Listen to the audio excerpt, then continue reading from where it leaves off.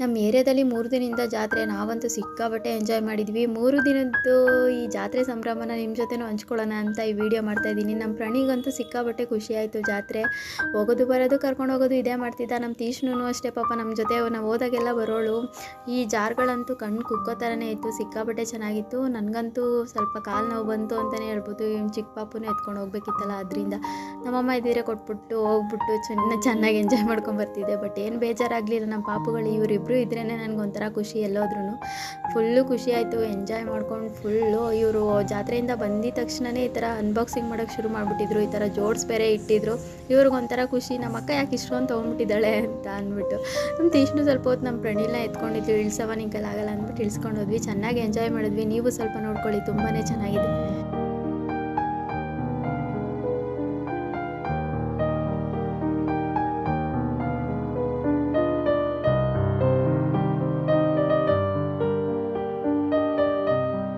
ನಾವಂತೂ ಈ ಜಾತ್ರೆಯಲ್ಲಿ ಸಿಕ್ಕಾಪಟ್ಟೆ ಎಂಜಾಯ್ ಮಾಡಿದ್ವಿ. ನಾನು, ಪ್ರಣೀ, ತೀಕ್ಷ್ಣವಿ, ಧನು 4 ಜನನೂ ಸಿಕ್ಕಾಪಟ್ಟೆ ಎಂಜಾಯ್ ಮಾಡಿದ್ವಿ. ನಮ್ಮ ಪಾಪು ಅಂತೂ ನೋಡ್ತಾನೆ ಇರ್ತಿದ್ದ.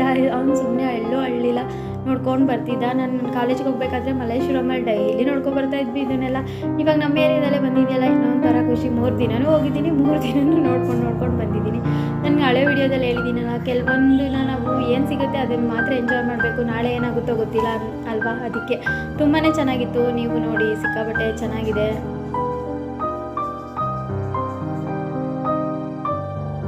ಪ್ರಣಿ ಅಂತೂ ಏನು ಬೇಕು ಅಂತಾನೆ ಅದನ್ನು ಕೊಡಿಸ್ಲೇಬೇಕು. ಏನೂ ಕೇಳಲ್ಲ ಅಮ್ಮ ಅಂತ ಕರ್ಕೊಂಡು ಹೋಗ್ಬಿಡ್ತಾನೆ. ಎಲ್ಲನೂ ಕೇಳ್ತಿರ್ತಾನೆ. ಈ ತಮಟೆ ಬೇರೆ ಕೊಡಿಸ್ಕು ಅಂತ ಹೇಳ್ತಾ ಕೊಡಿಸ್ಬಿಟ್ಟು ನಮ್ಮ ನಾಗಣ್ಣ ಕೈಲಿ ಬೈಸ್ಕೊಂಡಿದ್ದಾಯಿತು.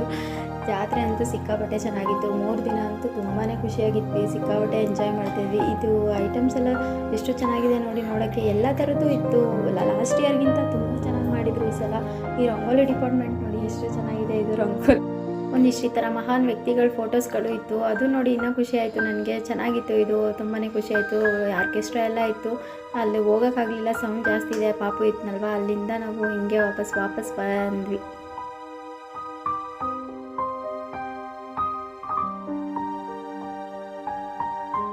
ನಮ್ಮ ತಾಯಿ ನೋಡೋಕ್ಕೆ 2 ಕಣ್ಣು ಸಾಕಾಗ್ತಿರ್ಲಿಲ್ಲ. ನೀವು ನೋಡ್ಕೊಳ್ಳಿ, ದರ್ಶನ ಮಾಡ್ಕೊಳ್ಳಿ, ತುಂಬಾ ಚೆನ್ನಾಗಿತ್ತು. ಇವತ್ತು ಸೋಮವಾರ ಅಮಾವಾಸ್ಯೆ ಬೇರೆ. ನಿಮಗೂ ಒಳ್ಳೆಯದಾಗಲಿ. ಪಿರಿಯಾಪಟ್ಟಣದಮ್ಮ, ಬಂಡಿ ಮಕ್ಕಳಮ್ಮ ಎಲ್ಲ ಇತ್ತು, ನೀವು ನೋಡ್ಕೊಳ್ಳಿ.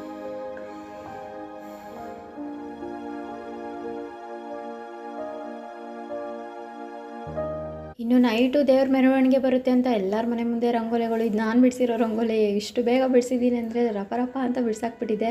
ಎಲ್ಲರ ಮನೆ ಮುಂದೆ ನೀರು ಹಾಕಿ ಎಲ್ಲ ರೋಡ್ ಫುಲ್ಲು ರಂಗೋಲಿ ಬಿಡಿಸ್ತಾಯಿದ್ರು. ತುಂಬಾ ಚೆನ್ನಾಗಿತ್ತು ನೋಡೋಕ್ಕೆ.